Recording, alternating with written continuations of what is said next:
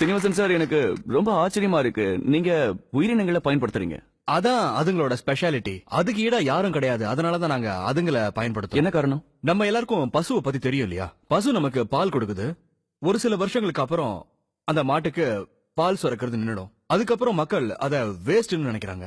ஏன்னா அது பால் கொடுக்கறது இல்ல. அதனால அது வேஸ்ட். கார்பேஜும் ஒரு waste. Minus into minus plus தான். அவங்க ரெண்டு பேரையும் ஒன்னா சேர்த்துருவோம். 4 மணி நேரத்துக்கு ஒரு தடவை காய்கறி மண்டிங்க, ஃப்ரூட் மார்க்கெட்ஸ் இது போன்ற இடத்துல இருந்து நாங்க அந்த கழிவுகளை கலெக்ட் பண்ணோம். ஒவ்வொன்றுத்துக்கும் இயற்கையே காலத்தை நிர்ணயம் பண்ணிருக்கு. அந்த நேரத்துக்குள்ள நாம அதை பயன்படுத்தினா அது வேஸ்ட் கிடையாது. அதுதான் ரா மெட்டீரியல்ஸ், அதுதான் ரிசோர்ஸ்.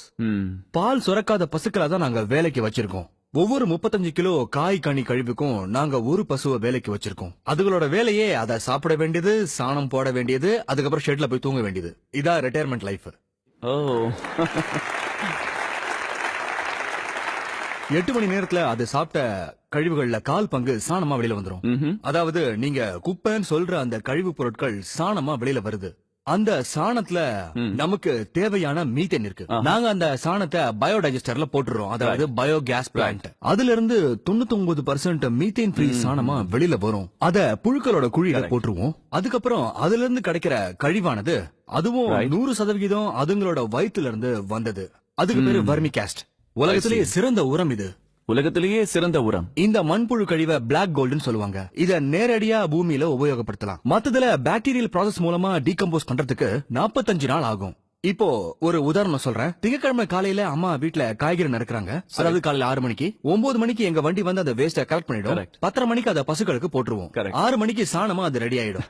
அத பயோடைஜஸ்டர்ல போட்டா மீத்தேன் இல்லாத சாணமா வெளியில வந்துரும். உடனே அத மண்புழு குழியில போட்டுருவோம். மறுநாள் மாலையோ இல்ல அதுக்கு அடுத்த நாள் காலையோ, அதாவது 72 மணி நேரத்துக்குள்ள நம்ம கையில பிளாக் கோல்டு இருக்கும்.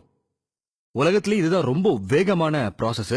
எந்த மெஷினாலையும் இதை செய்ய முடியாது, செயற்கை சக்தியோட உதவி இல்லாம. உண்மையிலேயே பிரமாதம். உங்ககிட்ட செல்போன் இருக்கு, சார்ஜ் இல்லனா அது யூஸ்லெஸ். Technology fails. கரெக்ட். ஆனா பசுக்களோ எல்லாத்தையும் சாப்பிட்டுட்டு அதை எனர்ஜியா மாத்தி அதை நமக்கு தருது. மாட தினமும் ரீசார்ஜ் பண்ணாமலேயே. மத்த பிராணிகளை எப்படி பயன்படுத்துறீங்க? அதாவது கோழி என்ன பண்ணுது? சில நேரத்துல பசுக்கள் சாப்பிட முடியாத கழிவு பொருட்களும் வரும். அத கம்போஸ்ட் பெட்ல போட்டுருவோம்.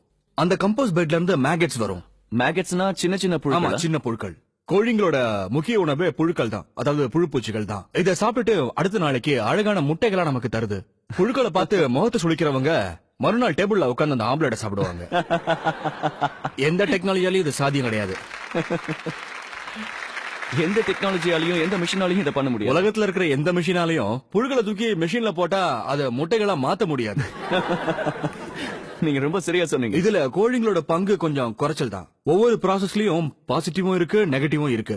கோழிங்களை பொறுத்த வரைக்கும் அதோட நெகட்டிவ் என்னன்னா அது ராத்திரியில வேலை செய்யாது. இந்த கோழிங்களை பகல் பூரா அடைச்சு வச்சு ராத்திரியில திறந்து விட்டாலும் அது வேலை செய்யாது. அப்போ ராத்திரி யார் வேலை செய்வாங்க? அதுக்காக தான் நாங்க தவளைகளை அப்பாயின் பண்ணிருக்கோம்.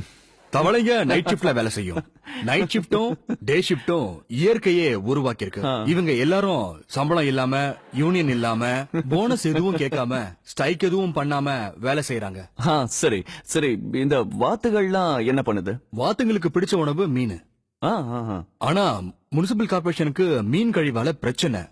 அவங்களுக்கு மீனால பிரச்சனை, இதுங்களுக்கு மீன் தேவை. 3 மணி நேரத்துக்கு ஒரு தடவை அந்த மீன் கழிவுகளை கலெக்ட் பண்ணி வாத்துகளுக்கு போட்டோம்னா உடனே சாப்பிட்டுடும்.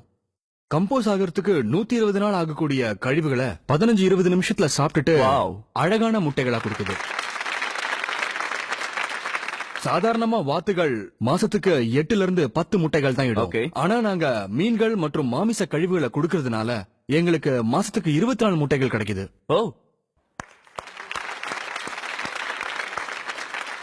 அப்ப 20 வாத்துகள்னா இன்னும் பல மடங்கு. ஆமா, எங்க கிட்ட 11 பெண் வாத்துகளுக்கு ஒரு ஆண் வாத்து வீதம் இருக்கு.